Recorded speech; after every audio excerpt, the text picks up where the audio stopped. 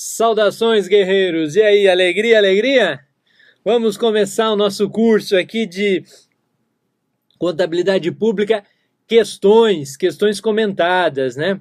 Vamos lá exercitar. E aqui eu preparei para você algumas questões do plano de contas.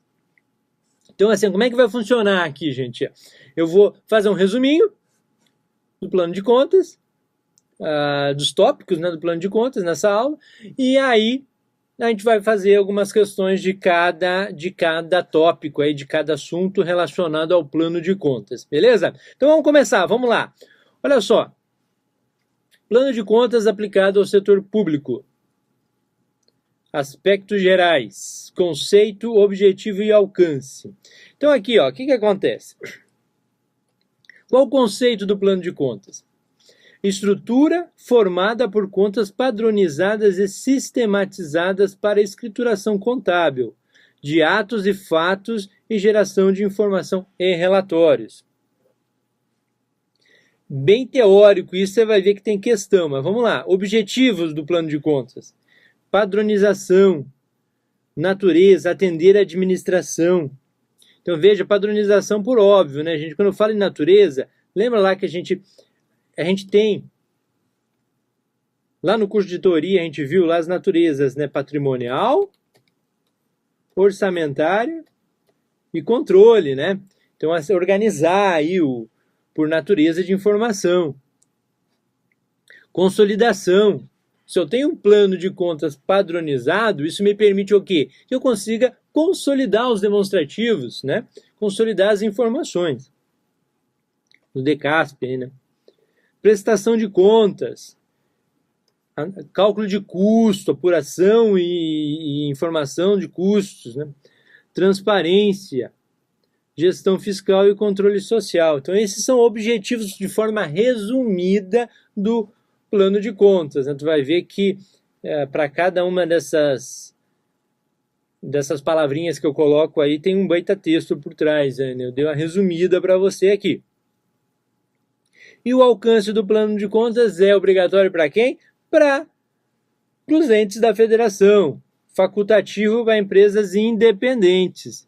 Então aqui está o alcance, na verdade, ele é similar, né? A gente segue a mesma lógica lá do alcance das normas da contabilidade pública, né? A mesma lógica.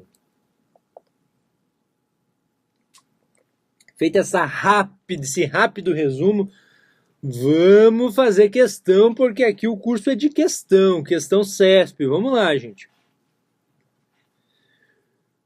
Cabe à Secretaria do Tesouro Nacional, na qualidade de órgão central da contabilidade da União, a competência para manter e aprimorar o PCASP. Veja bem,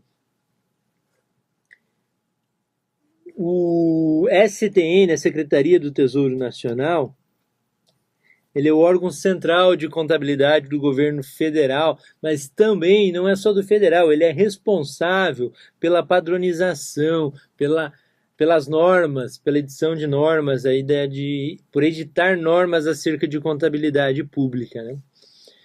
Por quê? Porque para poder fazer consolidação, precisa de um órgão central para fazer esse trabalho, né? E hoje, esse trabalho de divulgação de normas, de manter o plano de contas, ele cabe a quem? A STN. Então, essa questão aqui está correta. Então, cabe a STN, como órgão central de contabilidade, está correto isso, manter e aprimorar o plano de contas. Gente, assim, ó, todo ano é divulgado um plano de contas novo.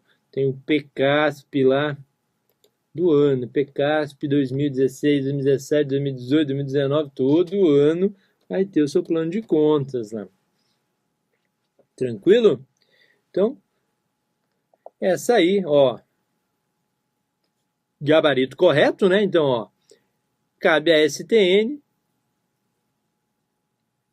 que exerce o quê? O papel de órgão central do sistema de contabilidade federal. Então, primeira questão correta. Questão de número 2, gente. Entre os objetivos do PCASP, inclui-se o de contribuir para a transparência da gestão fiscal e para o controle social. Perfeito, a gente viu lá no resuminho a questão da transparência, né? Era uma das palavrinhas que estava lá. Gestão fiscal estava lá também. Controle social estava lá também, não estava? Então, perfeita a questão. Olha só aqui, ó, aqui embaixo. Ó. Aqui eu trouxe, nessa questão, não só o resumo. Eu trouxe todos os objetivos aqui para você ler em casa com calma, né?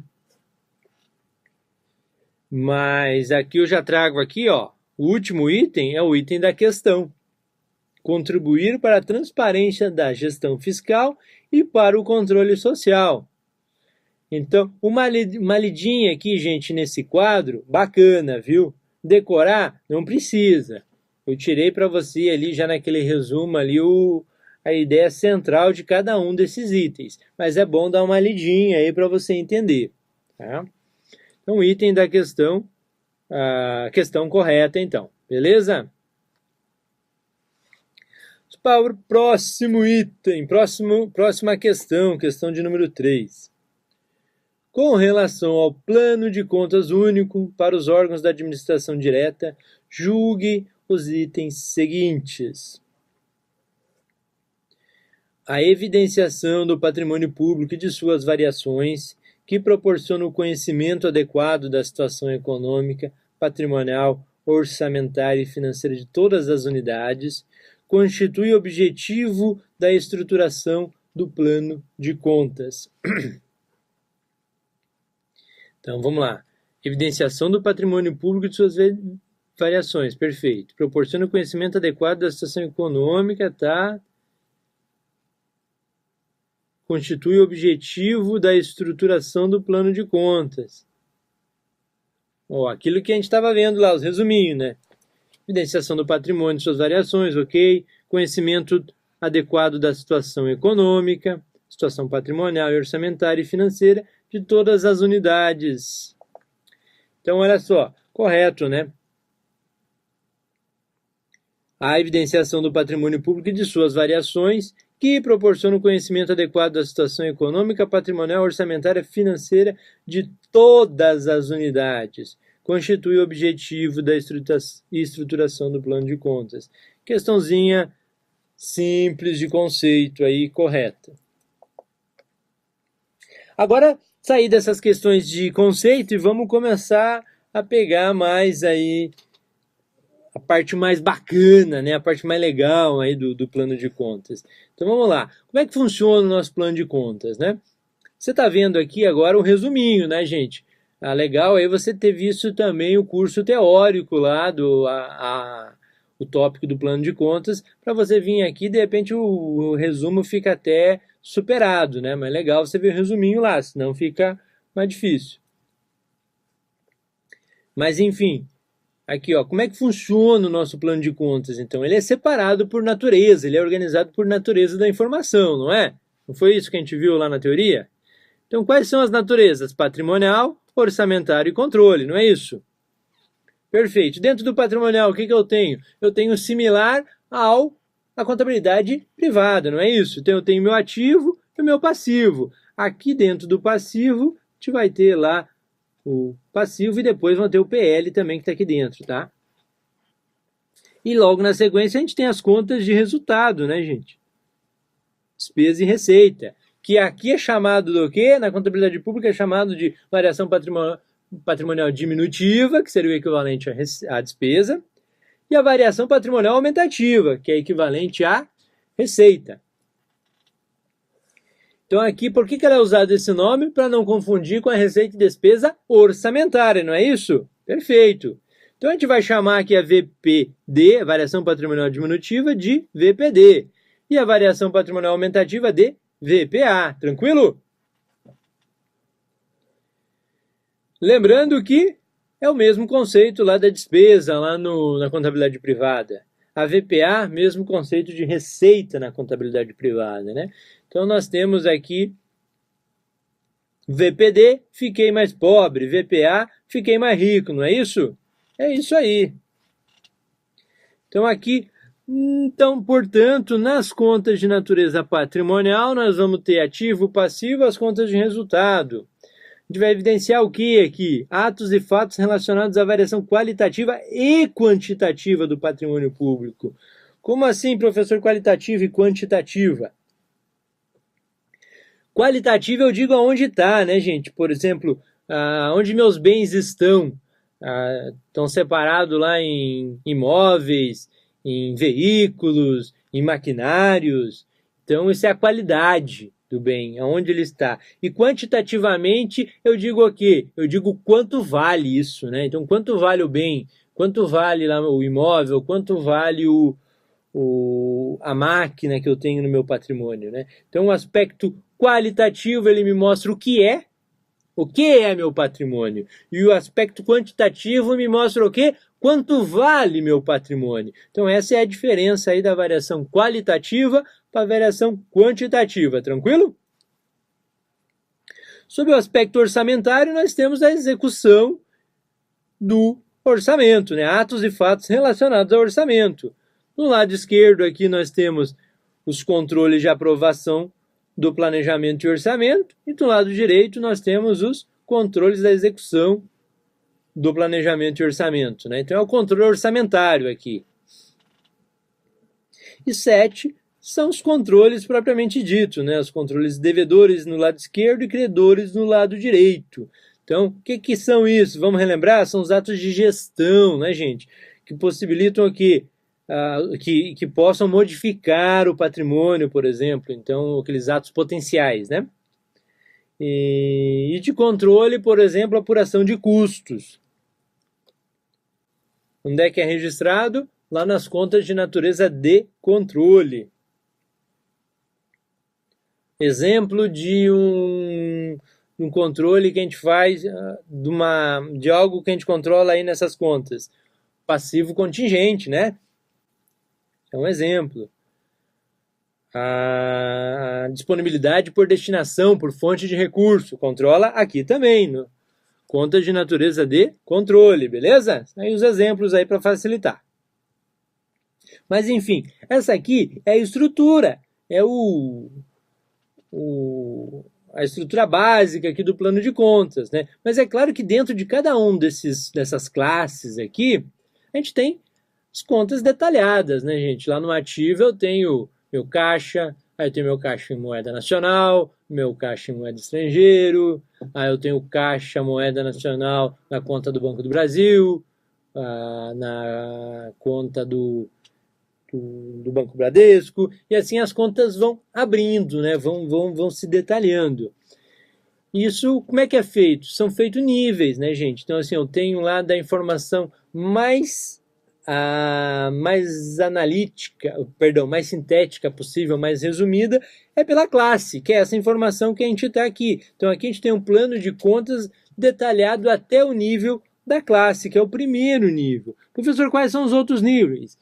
A gente já vê mais para frente, a gente vê os outros níveis, mas aqui para você ver que é simplesmente a parte mais sintética, ou seja, mais resumida do plano de contas, né? Mas é legal você olhar essa parte resumida para você visualizar todo o plano de contas, beleza?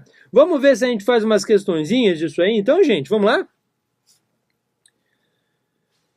Com relação à contabilização dos fatos contábeis e as demonstrações da situação econômica das entidades do setor público, julgue o item que se segue. O registro de ativos e passivos permanentes, bem como suas alterações, é feito no subsistema financeiro de contas. Olha que bacana, e aí muita gente fica na dúvida. Bate aquela dúvida aqui, porque é subsistema financeiro, já ouvi falar disso, professor. Isso não existe mais, gente. Subsistema não é assim mais que a gente trata. Hoje as contas, elas são, volta lá, vamos ver se eu consigo voltar aqui para você, As contas, elas são organizadas, né, o plano de contas, por natureza da informação, e não por subsistema de contas mais. Então não existe mais esse subsistema financeiro. Ah, então é grupo de natureza, professor. As contas são organizadas por grupos de contas em cada natureza, né, da informação, que é a patrimonial, orçamentária e controle. Mas, professor, e não faltou o grupo financeiro? Não, porque o financeiro eu tiro as informações financeiras dos outros grupos, né? Seja ele do orçamentário ou do patrimonial, principalmente do patrimonial. Então eu consigo as informações financeiras a partir dos outros grupos.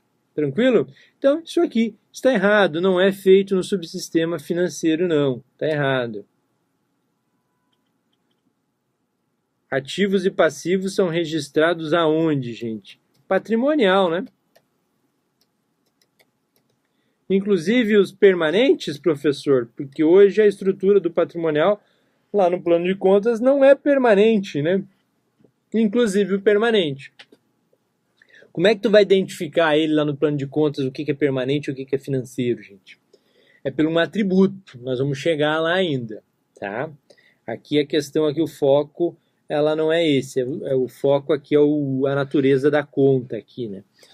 Não existe financeiro. Mas tu vai ver daqui a pouquinho que a gente consegue, dentro lá do patrimonial, identificar o que é ativo financeiro e o que é ativo permanente, o que é passivo financeiro e o que é passivo permanente, embora o plano de contas não esteja estruturado assim lá nas suas contas, mas por meio de atributos eu consigo separar essas informações, beleza? Então aqui, ó, o correto seria patrimonial. É feita nas contas de natureza patrimonial. Errada, então, a questão de número 4, né? Então, olha lá. Um comentário que hoje nem existe mais subsistemas. Nesse lugar temos os grupos de contas por natureza da informação contábil. Estão eles reproduzidos novamente aqui. Beleza? Corrigindo o item, então, é simplesmente trocar ali o subsistema financeiro por contas de natureza patrimonial. Feito essa troca, o item passaria a estar correto, né? E aí é que eu observo para você, né, como identificar as contas financeiras e permanentes, né? Então aqui pelo atributo. A professora não viu um atributo ainda? Já vamos ver, né? Aliás, se você já assistiu a aula de teoria, você já viu, né? Agora aqui, daqui a pouco, nós vamos fazer um resuminho também aqui, né, nesse curso de questões, tranquilo? Mas aqui, ó, já adiantando, né? Então, atributo P, eu parto do princípio que quem está fazendo curso de questão já viu teoria, né, gente? Então, vamos lá, vou avançar. Atributo P é para o permanente, atributo F é para o financeiro. Quem recebe esses atributos? Somente as contas patrimoniais, né, gente? Então, tá aí, ativo e passivo permanente, ativo e passivo financeiro, eu identifico por meio do atributo. E qual a diferença do permanente para o financeiro? O permanente depende de autorização orçamentária. O financeiro não, seja porque essa autorização orçamentária já ocorreu, ou porque realmente não há necessidade pelo fato de ser extra-orçamentário. Sigamos aí, vamos lá. Fazer mais uma questãozinha aí, questão de número 5 sobre plano de contas. Beleza?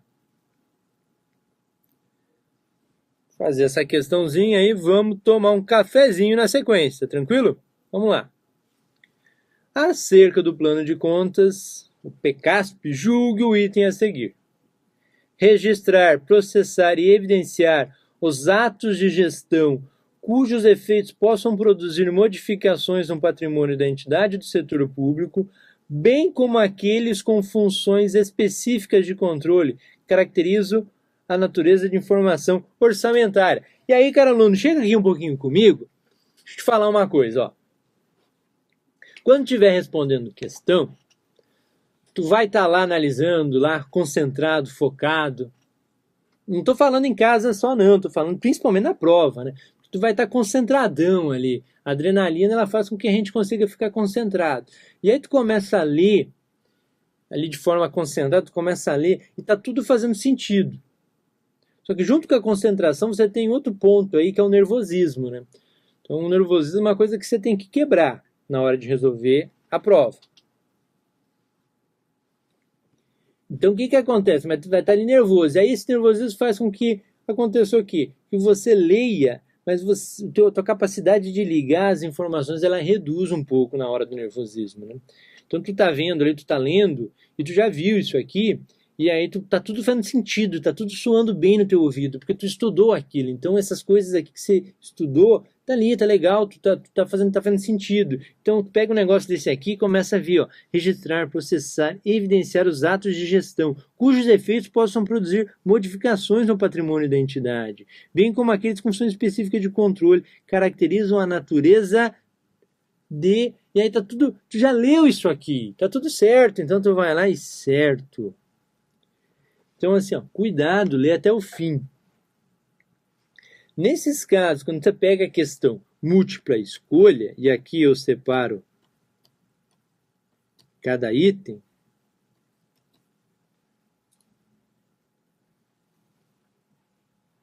mas enfim, quando você tem múltipla escolha, fica mais fácil, né, gente? Porque aí tu vai fazer o seguinte, né?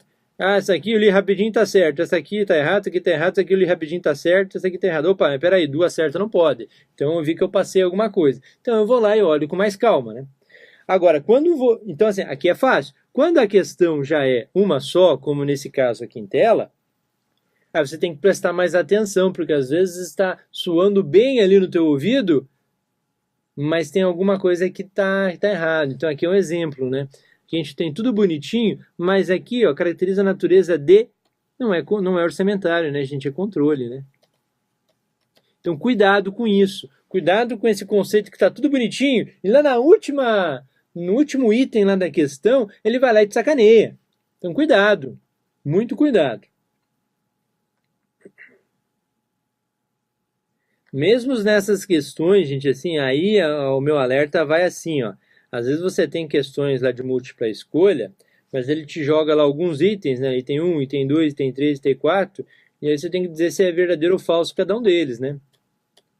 E aí lá no item A tu tem, o item 1, 2 são verdadeiro, 3 e os outros são falso.